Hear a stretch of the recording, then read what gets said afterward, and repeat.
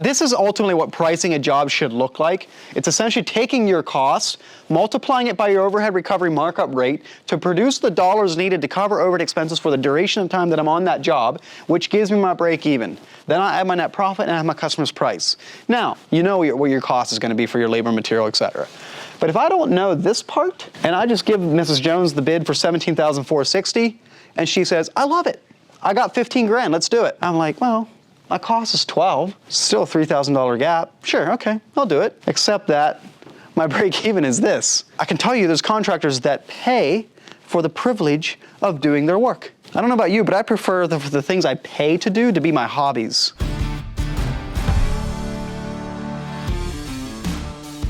This is what I call the Know Your Numbers flywheel. You build your budget to find your rates. You then use those rates in your estimating. And it can feel like, okay, well, you've probably dramatically increased your confidence on the accuracy of that price, but there's one thing that's missing. I don't yet know if the labor, material, and equipment, et cetera, that I have in this estimate is correct. And I won't know until I track that and then compare estimated versus actual resources in what's called job costing. The term job costing means I'm comparing estimated versus actual to see where I went right and where I went wrong. And then I use that, go through the loop again, make sure my budget's up to date. Okay, I use that math. I look at the last job costing track record to make sure that I have the correct resources. And the more and more times I go around that flywheel of making sure my rates are right and looking at my track record to make sure my resources are right, the more data I build, the more accurate I become, and I become more and more dialed in. However, a lot of contractors will happily, like in a wintertime, sit down, mess with a spreadsheet or use the free budgeting tool. They will happily sit down here and get the right rates, but they fall off right here. Why? Because tracking requires like a daily discipline. Budgeting, you can kind of like force yourself, chain yourself to your desk for 3 hours and make yourself some coffee and you can get it done. You know, plow through it. Tracking, it's a daily discipline. And if you only track 4 out of 5 days, well then you don't believe it because it's not right anyway. It's like this all or nothing kind of thing. But here's the thing. If you don't track, what is your first clue when you have a problem? Money, cash flow. When your bank account is saying, hey, I got problems, you're months downstream from the root of the problem. The idea of tracking is I want to know long before my bank account finds out so that I can react and adjust. The quality of your learning goes up exponentially when both the crew and the sales or the owner is like in this game right here. And the only way you know is if you, this is a leadership thing, if you lead your team through tracking. Meaning it's no longer acceptable to get a text message on Friday afternoon saying, yeah, I have 40 hours this week and run payroll off of that. Tracking is so critically important and it's the harder one. What are you gonna do when your best foreman just doesn't clock in half the time? What are you gonna do about it? And the way I like to run that conversation is start off on common ground. Most of the time, if they don't do it, it's because they don't understand the big picture or the why.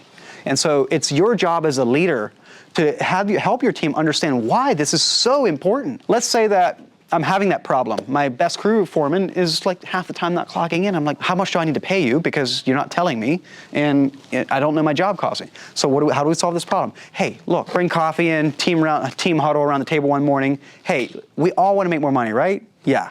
Okay, cool. Common ground established. But you all know that the only way we can make more money is if the company makes more money, right? Yeah, even the new employee can get that idea. Sure, okay. Well, the only way the company can make more money is if we know our numbers. And the only way we're gonna know our numbers is if we are doing this. Oh, by the way, here's how I suggest, this is what I'd like to use for us to track our time. Whether you're doing pen and paper or SynkedUP's app, regardless, the important part is that you're doing it. Obviously, SynkedUP makes it easier and more automated and has all the benefits that software can give you, but I don't want you to lose sight of the principle for the fact that my shirt says SynkedUP on it. I want you to, regardless of what you're doing, you don't have to change your system, just be disciplined about it and lead your people through it. And once they understand the big picture, you probably will get that phone call one day saying, hey, we're going over hours. The most beautiful phone call you could get as an owner, no? Your crew is buying in and alerting you that the company is not making the money it was supposed to make. They're getting their same paycheck, right? So the point is this is a leadership thing more than it is a 2 + 2 is 4 thing. It's about getting your team to buy in to the tracking because without the tracking, you are blind until cash flow. And not a single one of you wants to be in that position. So this is a snapshot of what the job costing looks like. And essentially, what it tells me at a glance is, hey, We're doing good on the job as a whole. This top bar is the whole job. And we have a bunch of greens in here, but we have 2 reds. This is how I know before my bank account does.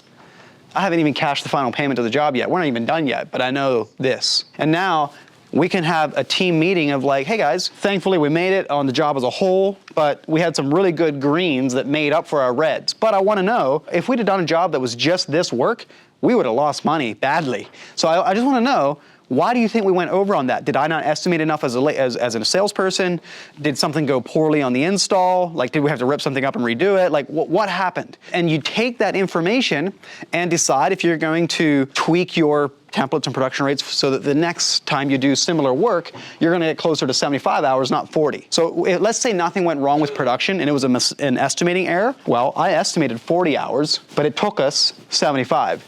So I'm going to go and say, well, my production rate's off on that. I'm going to go back to that template and I'm going to tweak that production rate so that the next time I bid similar work, I'll get 75 hours, not 40. That's that loop. Like if you can visualize that loop again, like the budget, the rates, the tracking, the job costing, and you update and do your next estimate. And the whole point of this is to make sure that your next estimate is priced as accurately as possible. The common thing that I run into, especially in hardscape contracting, is charging unit-based pricing, like square foot pricing. Why does this not work? And probably the most succinct, time-efficient way that I can explain why it doesn't work is, let's say I do square foot pricing, and I'm going to do a job that's 400 square feet, 20 by 20, one side up against the house is square, minimal cuts. I can bang that out in 2 days. I use my square foot price for it. I priced it, probably made a little money. Cool, awesome. Now, let's bid my next 400 square foot hardscape project. I use the same square foot rate. It's going to cost the same money to the customer, except this time the 400 square feet is a 100-foot long sidewalk, curved, 4 foot wide, with a soldier course border. How long is that one going to take? Double as long? But I'm charging the same rate? Why do contractors do it? Because it's easy and it's fast. And so what I submit to you for your consideration is templates and production rates are easy and fast and accurate. Because you can have a production rate for difficult access, easy access. You can have a production rate for cuts. Templates and production rates are the answer. Square foot pricing will get you into trouble. You might make money on one job, lose money in the next one. This is ultimately what pricing a job should look like. It's essentially taking your costs, multiplying it by your overhead recovery markup rate to produce the dollars needed to cover overhead expenses for the duration of time that I'm on that job, which gives me my break even. Then I add my net profit and I have my customer's price. Now, you know what your cost is going to be for your labor, material, etc.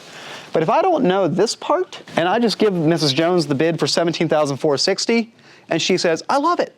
I got 15 grand, let's do it. I'm like, well, my cost is 12, still a $3,000 gap. Sure, okay, I'll do it. Except that my break even is this. I can tell you there's contractors that pay for the privilege of doing their work. I don't know about you, but I prefer the things I pay to do to be my hobbies. If you're ignoring this, you're doing so at your own peril. The best antidote that I have ever seen in a contractor's psyche to push back against that is knowing this number on every single job. Because then when Mrs. Jones says, oh, I love it, I'll do it for 15. You're like, yeah, sorry, no, do you want to cut the lighting or do you want to reduce something? But no. We live in a consumeristic society where you walk in any department store, everything's 50% off. They don't actually know that it doesn't work that way in construction and contracting and that kind of thing.